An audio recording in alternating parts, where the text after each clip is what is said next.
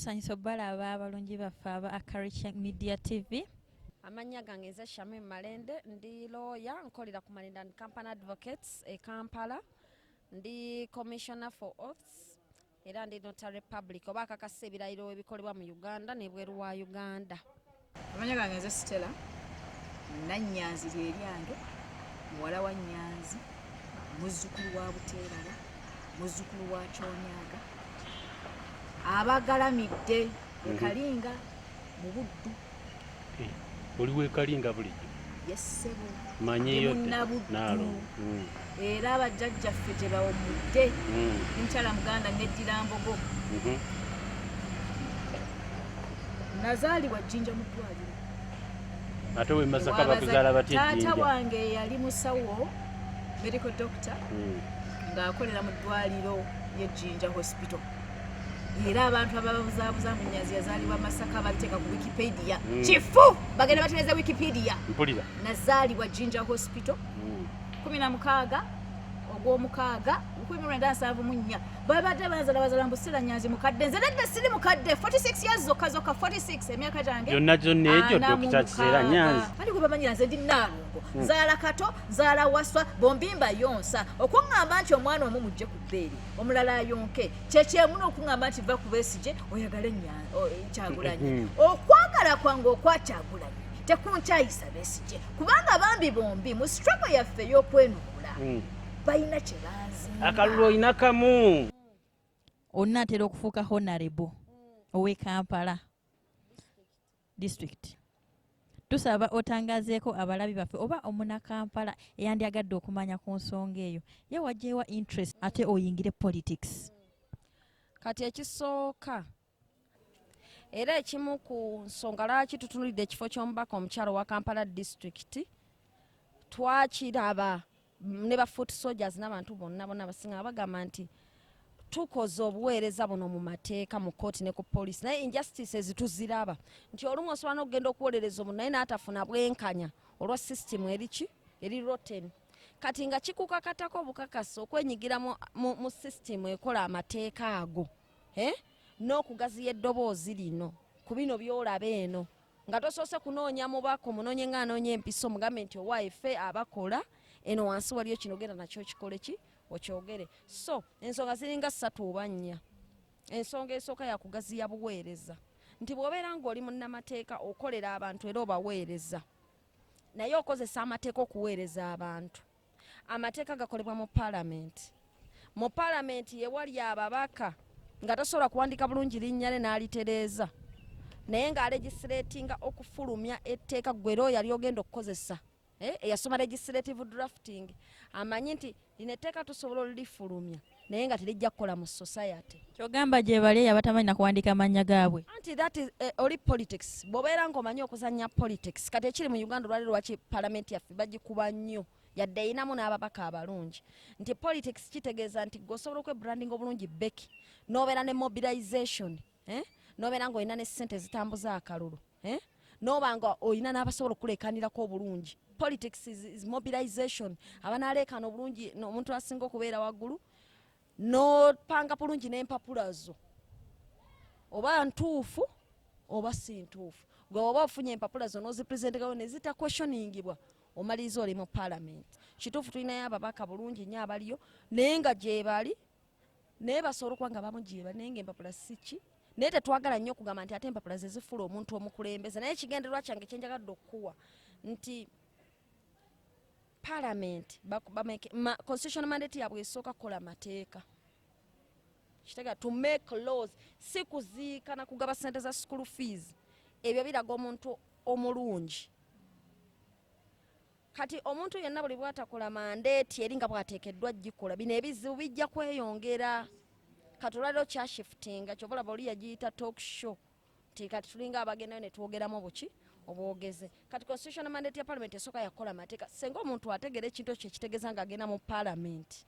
senga ensi eno tekaaba nakukwekwasa nti twandikoze naye Museveni atugula okitegera ebintu bya pittu bwe bityo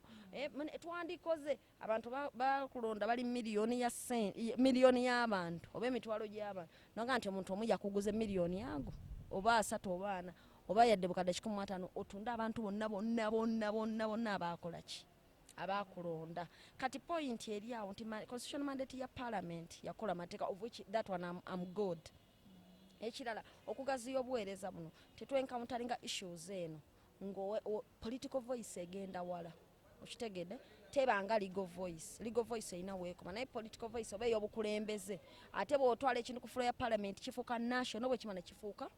international, so osobola okuyamba abantu nnyo. Ekira buli kintu kyonna kitambulira ku mateeka na byabufuzi nti ebyobufuzi tolina bw'ogenda kuyamba abantu nga toparticipatinga mu kufightinga corruption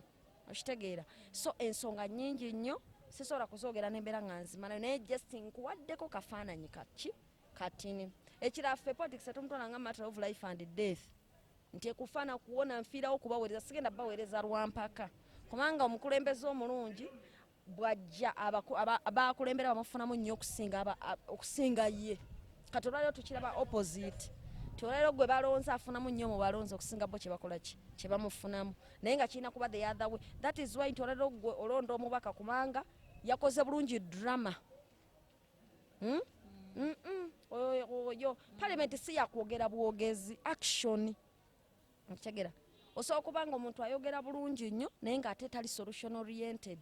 Kati ngakuwa example nti nsobola okubeera nga ndi lawyer naye nga ndi mu people nga ndi mulungi nnyo mu kuvuma Museveni kazindaalo naye ng'ate bwe basiba abantu tolabikayo. Kati obeera mulungi mu kwogerera nga byogera binyumira abantu naye nga tobagasa, you are not solution oriented. Kati twagala kukyusa politics afuuke solution oriented. Tiyadde ndi mubaka nsobola okuparticipatinga mu solution mu kubeera part of the solution okitegedde yadde nga n'okwogera nkoze eki njogera. Kakati gwe omulonzi tokitunuulira ogamba bugambi nti oli yakoze kino gwe tuba tusindeka bira tunaabira ate bwomala naawe ne weevuma. Kati it goes back to the voter ffe gwe tukirekera alonda akole ki. So maybe ekibuzo ekiri community ogenda kukola otya council ng'ate bw'oli mu parliament abantu ogenda bayamba otya kikinnaga nti you apportion time. It is about kutereza timetable ekyokka. Wano ndi mu parliament, wano ndi mu constituency, wano ndi mu court, ndi ku office wange, wano ndi waka wange, full stop. Naye bino ebya trip zebweru ne zifuuka ezebweru abamu bagende babanga baana ba P2 abantu bagenda parliament nze nabalako nga bayombera trip zebweru mbuze baani abo boogereko sigenda kumentioninga mannya naye kati mumuli bannamulera mbadde mubira ne clips babeera mu parliament ne bakayanira trips nze Ssabagundi tebansabye nze sigendako bweru azefu yagenda kulinnya nnyonyi genda kuki genda mu trips bweru. Kyogamba gwe byokugenda ebweru muli eri tobinamu interest. Bw'obeera ng'oli mukulembeze w'abantu ekisooka mandate yesooka kumanya bizibu by'abantu ku ground na kubabeeramu. Ekyokubiri olina okumanya bw'olina okukwatagana nabo okubaweereza. Bino ebyokulooza mpola okuba oli opposition ogenda kuvuma buli omu ng'otuuse mu parliament. Bw'obeera mu politics ng'olina eridda byanjawulo. Mu politics oyogera ebiruma abantu naye yinza okuba nga tonnafuna mukisa. Bw'otuuka mu leadership olina okumanya nti abantu bano yadde gundi muwalana naye ofiisi ye bwenjira obinga obulungi n'enjiyitamu ngenda kuweereza abantu bange ekintu. Ekiralo olina okumanya okubasakira kutandikirawo era kukuma sigenda kubweru genda mu trip z'okweyagala mboli mubaka wa parliament naye ofunyeeyo ki ekirala ekigasa abantu bo si kulinnya bulinnya ennyonyi wafuuka mubaka n'okukwatagana ne bano abantu bansi abakulembeze ba LC1 aba security abali ku bitundu n'abantu abo gwe bolabanga ob'owansi babeera bamanya ebintu bingi okitegeera. So olina okubeera ng'okola ebintu bingi mu kaseera akati naye ng'ebisinga bikola for the interest of your people. N'ekirala si kubeera nga ekintu ekyekinyiza abantu omubaka agaggawala nnyo bamulonda mwavu n'agaggawala nnyo nga abantu tebakyuseeko. Kyogamba kanso Shamim obugagga gwe tobwagala ng'oyingidde mu politics. Teri atayagala bugagga naye population yaffe n'ogiraba developinga activities tutambudde nga tuli mu ground mu bantu naye bulijjo olaga bakugamba bwe tubalonda tebadda ne babakumenyera bonna. Ekyokubiri tubalonda tebalina yadde akantu ne basenguka ne wabadde babeera ne batatukkiriza tetubalina ku access naye luli babeera bajja ne batwekuluba ebbesa zaako ne munywa naye ekyayi bw'ayingira parliament toddamu mmulaba. Kati ze kye nasooka okukola kwe kukola underground research mbantu ngenda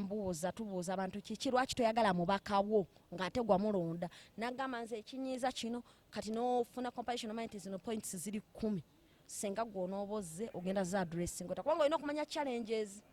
ate n'ababaka ababaddeyo kko kati abamu nze ntuddeko nabo ne bakubulira challenges tenze ekinemesezza okuweereza abantu kino na kino kisikola bukozi sivi nti bagambe nti waliko omubaka wa paalamenti okitegera naye ligase gy'olireka ng'ovudde baligamba guti we yabeerera omubaka mu butuufu yatukolera kino ba yatuyamba mu kino yatulwanirira mu kino kati we have a lot to change nti twetaaga Muzeeyi Museveni okumukyusa naye naffe ffennyini abalala abakulembeze tulina okwekyeka nga tuli bangi ababi ng'ate ffennyini tulimbalimba abantu naye ffe ne tufuna bye twagala kati nekyo nakyo tulina okubeera nga naffe tukitunulamu. Nasomera Gayaza ne tugendako mu buwaŋŋanguse ne nkomawo era nezeyo Gayaza Junior School nengende Gayaza High School S4 Gayaza High School S6 ne buyigirize nengende Makerere University Kasozi Kabayivu nsoma degree yasooka nengende University College London e Bungereza nsoma degree yange ey'okubiri nenzirayo University College University of London nengenda ku London School of Hygiene and Tropical Medicine nsoma PhD yange wemaliza PhD nensoma mu university endala ez'enjawulo. PhD yali mu ki? PhD yange yali mu human sexualities. Mu Uganda kyetwanjogambye nti emisomo egyongera okutegeera sexualities mpulira mu bantu. Ngenda kuyingira parliament tandike okwogereza n'aba NRM bakyusa endowooza singa naliyo nga bavotinga balonda twagikwatako gikwateko zinandibadde nabakolamu omulimu nembatereza obwongo. Tewaliyo abakolamu mulimu gwe nga bw'oyagala obbatereza era waliyo yali abatereza obujozi obusajja ne bujja ne bukwata ne microphone emiboko ne bukuba abasajja ne bamenya beti nambooze singa naliyo era imu ku nsonga lwaki njagala genda nti Museveni addangamu okuleeta ba SFC nga gyendi nze olaba ebbeere ndikuba balamuzi mu kooti nendikuba ab'e Makerere jadikuba aba SFC bagweri owedde naalongo wamala okuzaala ku luno bw'ogenda mu paalamenti oyinza obutazza ku mwana ebbeere bajja ddisalako nze nkubuulira ani agambye siri obuto ono w'olimu owa activism ne politics byanjawulo kakati kansooke njogere ku byobufuzi kubanga nga bwe nnakugambye wali nti nga nkyalina emyaka 10 z'omu ku bagamba nga abasomesa lwaki wakubya abaana musomesa nakkuba naawe naye ng'omubuuzizza nti bwe kiba kubeera activist nga activist kitegeeza nti omuntu ayogera ku nsonga zaabo abanyigirizibwa natandika dda nazaalibwa ndi activist nze ne bwe nasooka okuva mu gundi ya maama navayo ngamba nga yange nina byenwanyisa kitegedde mpulira so activism yes mutandise leero naye elective politics kyogere mu Luganda elective politics ebyobufuzi byensi naddala bino ebyakalulu mba ndyeruzira musajja wattu nga ndyeruzira nsibiddwa bamaze okunsalira nti omusango gunsinze bambonereza emyezi gyali 18 bagenda okumbonereza nga nkozeeko 15 nentuula nentunuulira Uganda ng'amakooti gaffe Museveni agawambye university gye nalimu agiwambye parliament agiwambye Museveni bonna bonna nga ndaba nti abantu abandibadde bampa justice obwenkanya mu kooti nabo abapamidde obwongo ng'agenza ateeka kazambibwa buli wamu neŋŋamba naye weewaawo abasomye ennyo abasinga babivuddeko lwaki nze agamba nti tulina gap waliwo omuwaatwa mu byobufuzi mu leadership obukulembeze lwaki seewaayo nembeera omu ku abo abakulembeze bennuunya nga siraba lwaki sibeera omu ku abo baprofesa mu Uganda abaagala okutereeza university lwaki sibeera omu ku abo ba MP kubanga nagenda okulanga ba MP bagikutteko bakoze OTT bakoze biki ng'owange Kampala woman MP aliyo baabateesa ali mu cover omunoonya ababa ne bagamba Nabiira aliwa Nabiira aweeyaayo neŋŋamba naye lwaki mu kifo ky'okuvumirira Nabiira nti mulagajjavu nti mugayaavu nti takoze kyasaanidde lwaki nange sigenda nenfuka omu ku abo abateeseza abakiikirira bannayuganda so nga ndi mu kkomera ntudde wansi ku bulangiti batuwa bulangiti bubi nnyo muwala wange amaze okunkyalira ngamba maama Nabila yakuwandiiseeko mu mawulire ambuuzizza nti naye Nabila kikyalina kyotalina maama lwaki naawe togenda inspiration naye eva ewa muwala wange maze okuyita mu ffugabbi lya Uganda lyonna bankakasa kibooko bankutte bansibyeko agasango bansinziza batute mu makooti mbasinze neŋŋamba nti okukyusa Uganda sigenda kutuula butuuzi mbeera eri mu university mbeera eri mu kukola essente mbeera eri mu kukuza abaana bange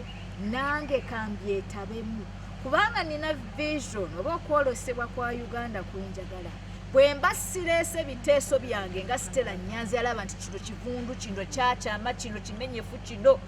kirimu amabala bwe mba sizze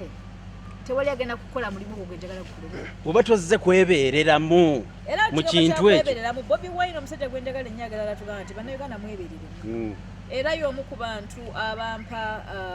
amaanyi mu kino struggle tulimu ey'okwenunula kuva ku kanona musaayi kakati kukundi ku kaseminti n'akabulangiti ke baakuwa kofunire kirozo n'ogana naye okusalawo kofuna okusalawo baali baŋŋamba dda nti Nyanzi lwaki tojja kuwa MP ab'e Masaka ewaffe ebuddu gye nzaalibwa lwaki tojja kuwa MP naye nga ndowooza byabalala omulimu gwange guli Makerere omulimu gwange Makerere bwe baagukwata executive president ne mukyala we naye erimbise mu Ministry of Education bu minister bwe bagamba university nti Nyanzi mu mugobe aba university ne babalaba nti ate kizibu nnyo okubeera independent oba autonomous ne buli bakulira ddala exactly ng'ekibalagiddwa nga nabo bali mu nkwawa za executive nemmanya nti Uganda olaba akasozi k'abayivu kayingirirwa kawambibwa okay babalemesezza okuleka omukazi ayisomye ebitabo abimazeeyo akomyewo okuva ebungereza kwanza nasomera bungereza nanisigaddeyo ebungereza nenkola neŋŋamba naye nedda kankomewo Uganda ku besi nkola mu university ntereeze asomesa abaana nga nkola research nga tereeza obwongo obufuluma mu university olaba bannemesezza kwe kugamba balowooza ŋŋenda kupowa kaŋŋendere ddala we batuulira ntuule nabo osanga lumungi agamba Ministry of Education jangu otunnyonnyole ku kino na kino bye wakola biki osanga lumungi agamba Minister wa Defense jangu otunnyonnyole atugambe si ye yasalawo mugamba ni yasalawo atugamba Chief of Defense Forces mugambe nti mumulete mu Parliament atuddemu mpulira so ensonga ya accountability ensonga yo kubeera eyenkyukakyuka gye nnyaanyaanira gyesiraba yempaliriza okuyingira politics nga ndaba bannemesezza ku mulimu gwe nnasomerera ze siri mwavu lwakuba ndi mwavu ndi mukazi nkola nnyo ebitabo byange mbiyina naye obwavu bwange lwafuga bbirya mu 7 operation kyeki okunyigirizibwa kufudde standard yensonga lwaki nina ebitabo byange nina amaanyi gange naye sisobola kukola mirimu gindeetera nsako y'abaana mpulira kakati kangende mbalumbire ddala ku besi walowooza nti balina maanyi ga politics oba byabufuzi gegabawaga kambalage nti nange ndi munnayuganda nsobola okukolera ddala ekyo kye bakola naye ate nga ngenda kikola nze ku lw'abannayuganda abatalina bwoge kati kyenjagala okutegeeza abatuulaba mwenna nti bwe bakwata mu misango egyekuusa ku by'obufuzi wano balina emisango gye twategera ffe nga nze Royal People Power ginategera nti misango gya byabufuzi bwe bakwata egimu ku gyo gwe bakuteeka kuba basobola okuteekawo ogwa inciting violence ntwakumya omuliro mantu oba unlawful assembly oba obstruction oba assault oba disobedience of statutory duty disobedience of lawful orders balina emisango gyabwe kati olwaleero wetwogera tewanabeerawo musango mutuufu bannaye ekiboko y'omusirikale eruma yakkuba omulundi gumu be pa z'amanyo ne gavaamu luyi lumu ndi mukazi olwo Dr. Kizza Besigye byayiseemu byenkanawa asibiddwa emirundi emeka so abagamba nti tebalaba bulumi bwe boogere kubanga tebalina maaso manyi bayibuli yaboogerako birina amaaso naye tebikola ki tebiraba galina amatu naye tegakola ki tegawulira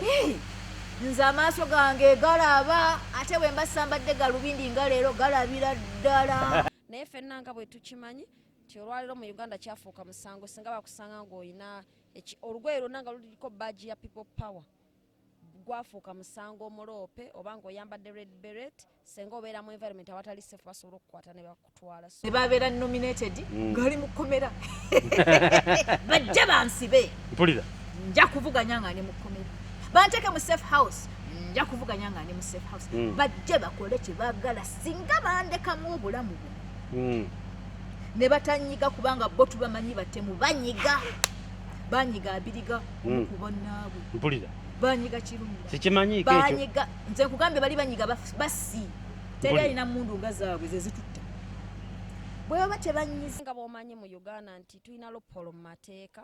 nti omuntu wamazeyo those 48 hours kati webeera weekend ngeno tubasolamu assistance ebiseera ebisinga bebulankanya ate okumutta mu mateeka olina kugenda mu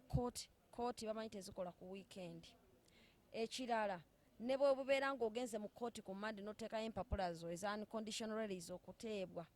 ate olina kusooka zisavinga poliisi ne state attorney baweeyo okwewozaako kooti eryoka ekkirize nti ateebwa baki kati tulina loophole eyo nti olwedde ne waba ali beyond the 48 hours waliwo that lacuna that problem you cannot solve it olina kulinda paka ku mande nolaba wootandikira nentuula nentunuulira uganda ng'amakooti gaffe Museveni agawambye yunivasity gye nalimu agiwambye palamenti agiwambye Museveni bonna bonna nga ndaba nti abantu abandibadde bampa justice obwenkanya mu kooti nabo abapamidde obwongo ng'agenza ateeka kazambibwe buli wamu neŋŋamba naye weewaawo abasomye ennyo abasinga babivuddeko lwaki nze agamba nti tulina gap waliwo omuwaatwa mu byobufuzi mu leadership kyekyo obukulembeze lwaki seewaayo nembeera omu ku abo abakulembeze bennuunya nga siraba lwaki sibeera omu ku abo baprofesa mu uganda abaagala okutereeza yunivasity lwaki sibeera omu ku abo ba mp kubanga nagenda okulanga ba mp bagikutteko bakoze ott bakoze biki ng'owangwe kampala woman mp aliyo baabateesa omunoonya aba banne bagamba nabiira aliwa nabiira aweeyaayo neŋŋamba naye lwaki mu kifo ky'okuvumirira nabiira nti mulagajjabu nti mugayaavu nti takoze kyasaanidde lwaki nange sigenda nenfuka omu ku abo abateeseza abakiikirira bannayuganda so abantu balaga obutali mativu mu ngeri zaabwe nnyingi naye naawe okimanyi waleero nti olwaleero mu uganda olumu bw'oyogera ebintu ebitasanyusa bulungi gavumenti eriko oyinza okumaliza nga bakunoonya osooka obinnyonnyoleko ebyo by'oyogedde nze ebyo mbadde sibimanyiiko kale kiri it's common mu bannayuganda ebweru eyo kankikole bwetyo nti bakola ki sometimes bw'oyogera ebintu nga wano kati bwenjogera oyinza okubeerera nga waliwo abalaba nga bakuumaddeme ne bagamba okusinziira mu byoyogedde kino tekyatusanyusizza ne bajja ne banona ne basooka ne bantwala bamala kwetegereza luvannyuma nti waayi katumutte takola ki talina musawo kati embeera ezo nazo zireeta arrests zino okweyongera naye ng'omuntu okulaga obutali mumativu mu bigambo oba olumu mu bikolwa olumu kiva mu dissatisfaction ye gyawulira nti okusinziira ku ye alaba ebintu tebitambula bulungi wabula ffe nga bannamateeka tubakubiriza kimu ti kyonna kyobeera okola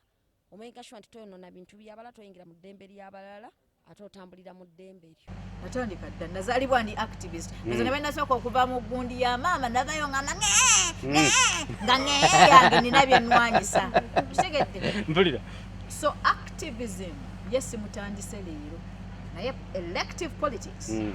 kyogere mu Luganda elective politics ebyobufuzi byensi naddala bino ebyakalulu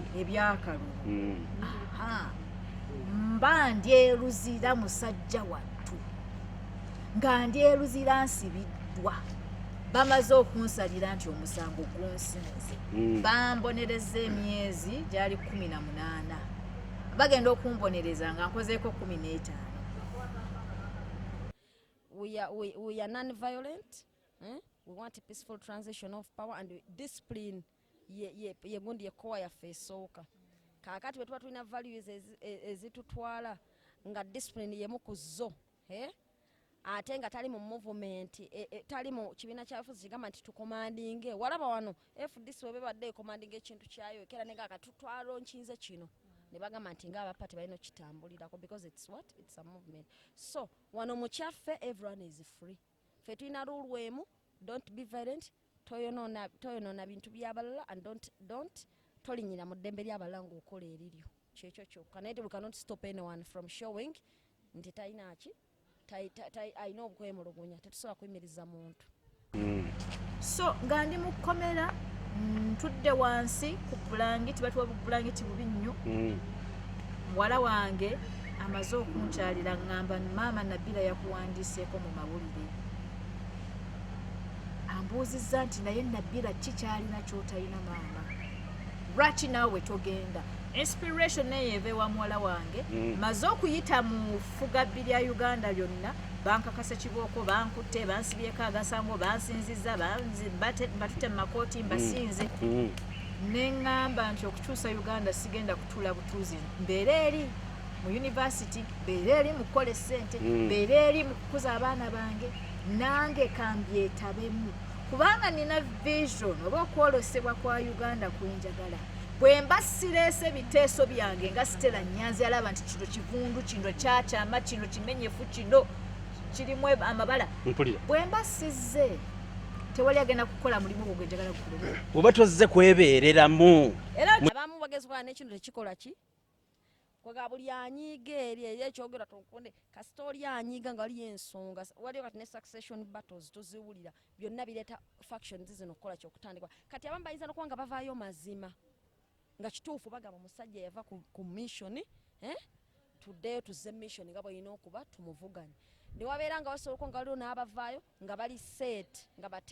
bateeketeeke bajje bafuuke opposition kati byonna bisoboka naye balina ensonga lwaki basobola obbala abamu eyo kuba yali munnaabwe kibanga nga wali obaddeko ewantu nga wafumbirwako ewontu buli weekulukunya ennyo ku musajja oba omukazi bagamba waaye yaliko omukazi we oba mwami we n'amuzalamu n'abaana ameka okwekulukunyanga kususse waaye kiyinza okuba ekituufu nobeerawo n'ateekulukunyangayo yadde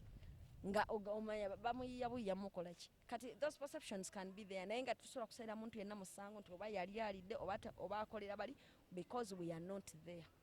Bangenze n'ennuma bisikiti nga si ye yagibba mu ffumbiro lya maama wange ndeka nnume kituufu nze kye ndowooza nti abantu bagamba baabaguze museveni talina maali zitugula ezo emaali z'abannayuganda public coffers ensimbi ezibeera mu ttu erya Uganda mu kitavu gwe lwaki olowooza nti za Museveni saagala twesulike brother wange saagala twesulike oba FDC eyina essente zefu ngezifunye nga sente z'abannayuganda abali mu FDC tuli bannayuganda sigambye nti gye kiri nti nkimanyi nti bagenda ne bafuna ssente naye sente za iPod for example si sente za Museveni iPod okimanyi ekibiina ekigatta ebibiina by'obufuzi ebibiina bifuzi byonna olowooza sente za iPod sente za Museveni so bwe mba sizirabye sigenda zoogerera naye kaŋŋambe Museveni yajja n'aleeta envelope ennene n'agiwa aba FDC nti oba bagamba azireetera mu makutiya ti aba FDC mukwate ebikutiya tubitadde mu ttata ebyessente si sente z'essente z'abannayuganda. Abantu bagamba babalabira ku neeyisa nti ojja n'osanga nga kyagulanye emboka ezimukubwa ndala naye eza Besigye bamukubako nga boona agamba omwana ono gawaayo ono wange nze mumanyi nali mukutte mu ngalo tebakusobola kumenya mu ngalo nga byakusaaga namulaba nga bamuteeka pepper spray mu maaso bamusiba ne bamuttira brother we nze yali afiiriddwako lwa gavumenti enyiike eva mu kufiirwa singa Museveni yamwagala nnyo yandimutidde brother we so sigenda kubanga abo abeesirwaza abatalaba bulumi bwa musajja mukulu atubeereddewo ng'aba opposition ng'abannayuganda tulaze nti osobola okuwaganya Museveni n'obeerawo abantu bagamba nga nyanzi ne bagamba Besigye waabwe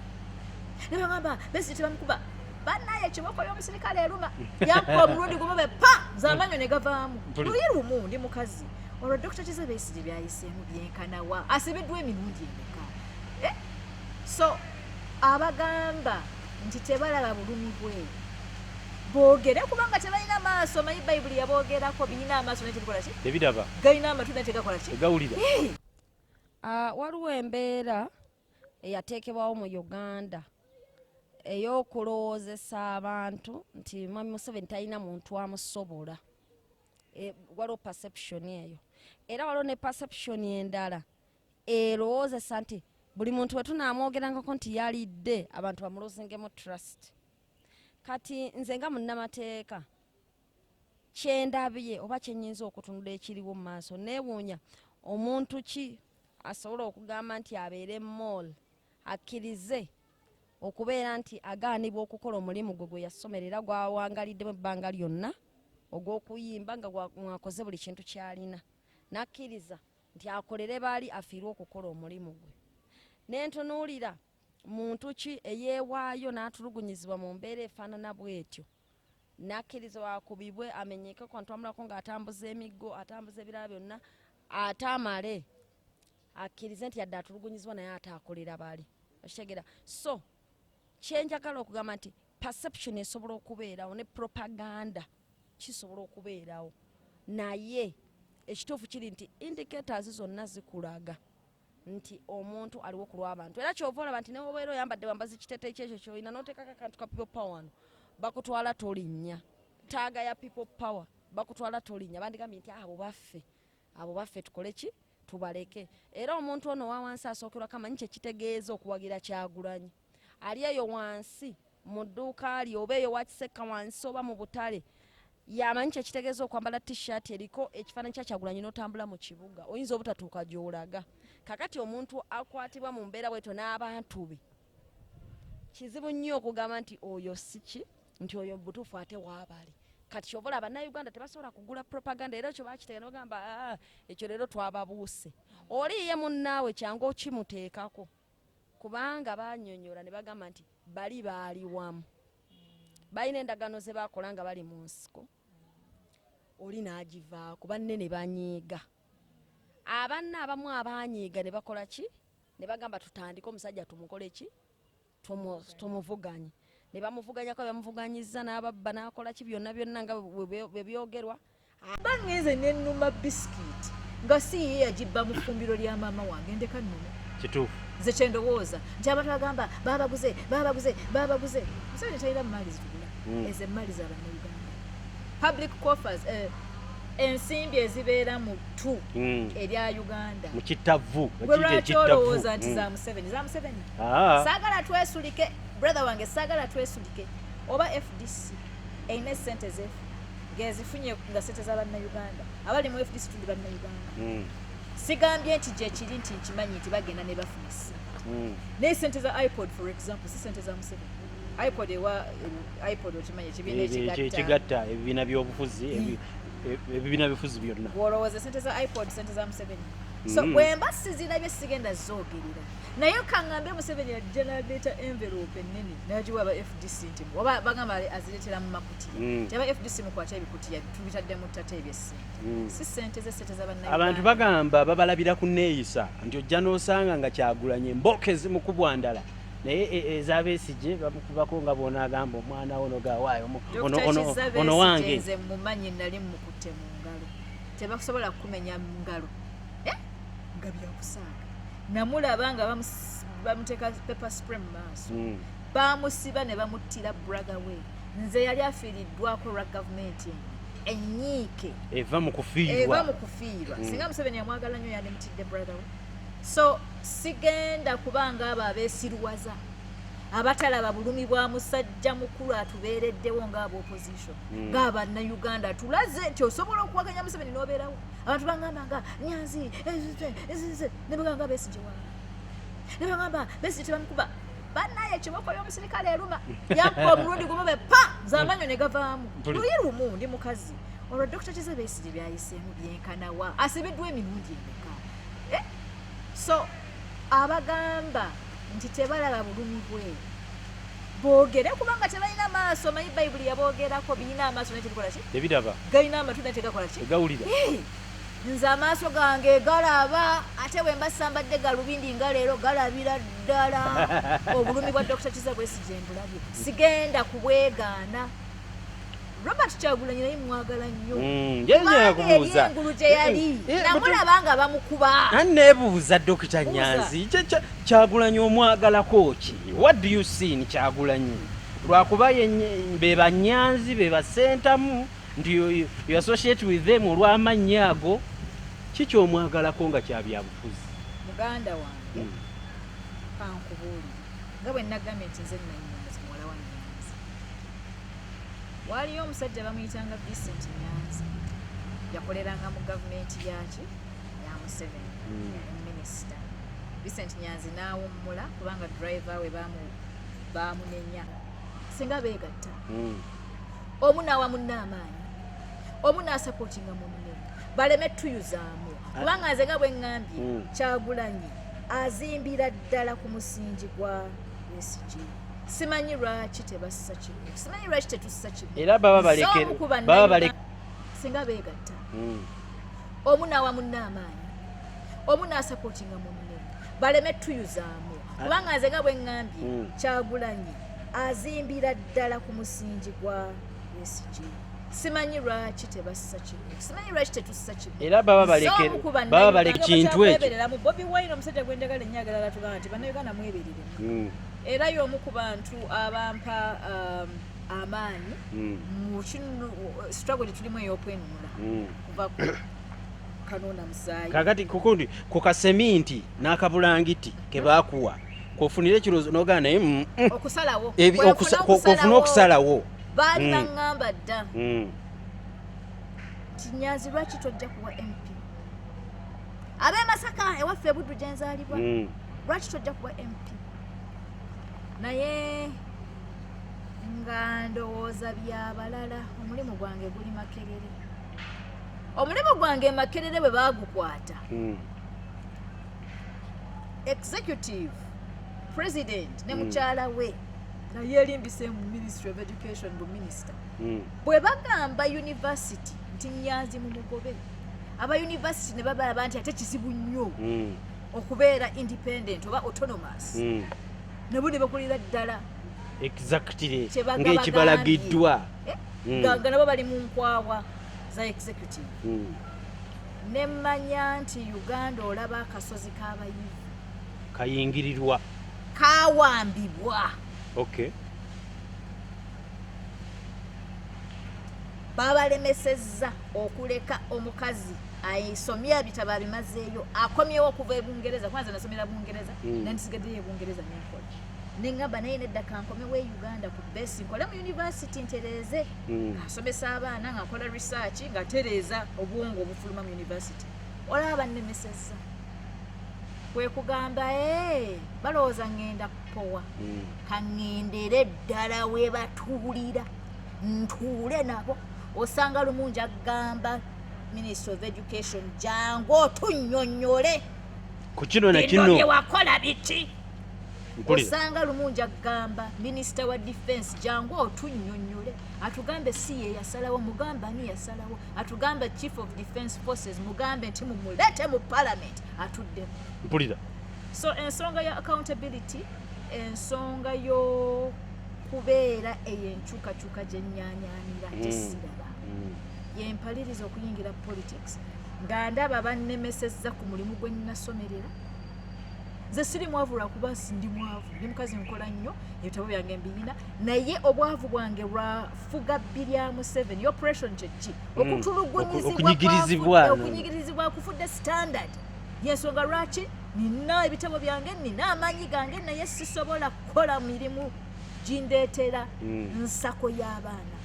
Kakati kangende mbalumbire ddala ku beesi walowooza nti balina maanyi ga politics oba byabufuzi gegabawaga kambalage nti nange ndi munnayuganda nsobola okukolera ddala ekyo kye bakola naye ate nga ngenda kikola nze ku lw'abannayuganda abatalina bwoge kitegera naye ng'ekyo nnyinza okwogera. Kanso Shamim, waliwo amawulire agaafulumako emabegako awo. Nawulira omukyala Nakato Nosifa owa People Power ng'agamba nti mu State House mulimu engeri y'okwewamba nti era mwami Museveni baali bamuwambye emabega ka wiki ng'emu emabega. Ensonga eno ntuufu oba jasinga ogambye nti propaganda w'abantu oba naye propaganda? Omanyi kati mu politics mulimu ebigambo bingi. Waliwo enjawulo kati wa politics ne leadership. Omuntu asobola okuba nga muzannyi wa politics mulungi naye nga tesi mukulembeze. Ate omuntu asobola okuba nga muzannyi wa politics naye ate era nga mukulembeze. Kati ne mu kwogera muno mulimu ebisobola okwogerwa nga bituufu ebimu nga si bituufu. Kati ffe abataaliyo tetuyinza kumanya. Wabula tulina kubuuza oyo nti soosi yaakyo yavaawa. Naye maybe kyensobola okwogerako nti ffenna tukimanyi ebiseera ebisinga bizze bifuluma nti munda waliyo entalo z'obusika. Ani agenda okuddira Museveni mu bigere? Tubiwulira. Ne bannaabwe abamu abaliyo bavaayo ne boogera olumu nga bali ku shows nti simanya waliwo abagamba Muhoozi yabasika wali ate simanya Janet Party ono simanya mukoddomi waabwe yaani baagala yabaafuuka pulezidenti simanya ate kati waliwo ne paati ezaaleka ez'abamagye balinawo waabwe gwe baagala mulimu balina entalo zaabwe munda era be bamanyi ebo bakola ki kakati wabeera waliwo ekivuddeyo you never know. Tetuyinza ffe tuvuga kimu tugamba ffe tuli maanyi g'abantu eno ffe twagala bannayuganda bakyuse eggwanga lyabwe mu mirembe nga bataddeko civilian leader agenda okubakulembera ng'amanyi nti bantu ng'amanyi nti amagye gakuuma bonna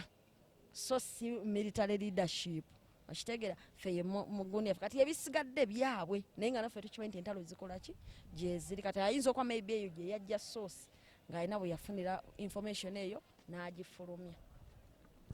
Kakati kanso Shamim batugambye nti erya kanso onaatera oddejjako ofuuke honorable.